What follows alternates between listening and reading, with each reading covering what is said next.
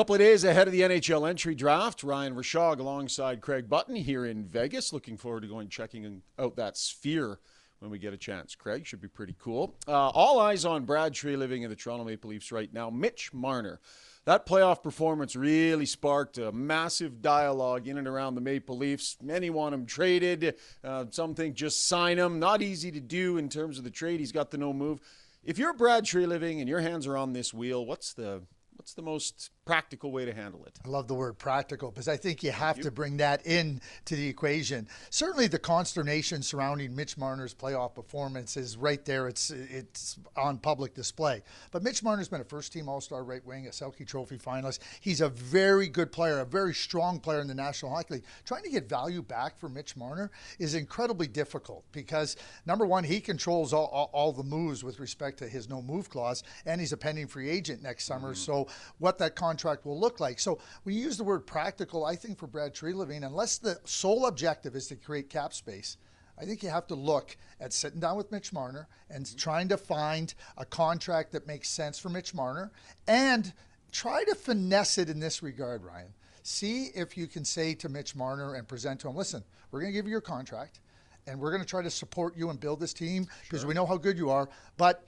if we find ourselves in this same position next year that we find ourselves in now, we have to have flexibility to move you. Simple as that. So you're talking about the no move. Yeah, I am talking about the no move. So there's a finesse that goes there, but maybe both sides can get what they want. And more importantly, they get an opportunity to show that they're better than they have been in the playoffs. So, okay, that's an interesting idea. I don't know if Marner and his agent would be open to the idea of signing anything that didn't have a full lock, stock, and loaded no move. But I suppose you never know. The number, though. Where's the number? We've got Austin Matthews sitting where he's at. There's some other deals that'll potentially get done here that maybe set the bar in a few ways, Craig, but where do you think the sweet spot would be? I think the sweet spot is looking at Elias Pettersson, 11.6 on an 8-year deal. And I think that when you consider what Mitch Marner's done, I think that Elias Pettersson is a very good, strong comparable. So I think I don't think the number is part of the finessing. I think you can come to a reasonable number where everybody's comfortable and go, hey, that is the number.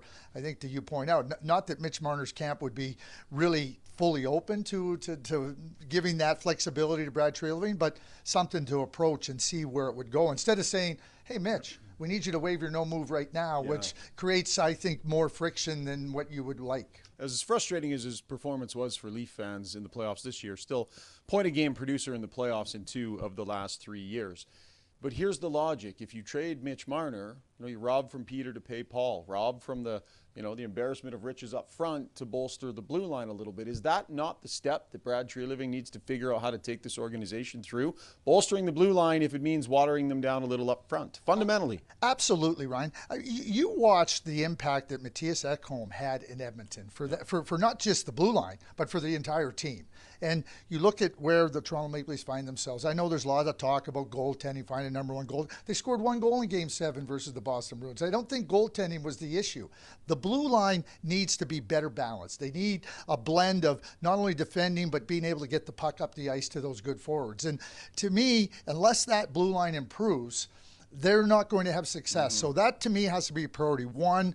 Priority 2 for Brad Treliving, maybe not priority 3. There's some other areas you always want to work with in your team, but I think the blue line has to become better. And if it doesn't, I think the Maple Leafs are going to have a hard time finding success come playoff time. It's about being in a Stanley Cup window and giving your team the resources it needs at all different areas on the ice to get there. So some might say, do they have Stanley Cup caliber goaltending? How do you feel about that end of their game? Well, I mean, when you look at Bobrovsky, you look at Stuart Skinner right now, I would be hard-pressed to answer yes to that. But I don't think goaltending can hold them back because, again, if you have your game in order offensively and defensively, what I call well-balanced, you can now, as long as the goaltender is reliable and dependable, you can have success. You saw it with Stuart Skinner. Reliable, dependable, gain confidence. You don't need like Dominic Hasek style goaltending to save your bacon. If they don't improve the blue line, then I would say go find the best goaltender in the league, and that's going to be your fallback.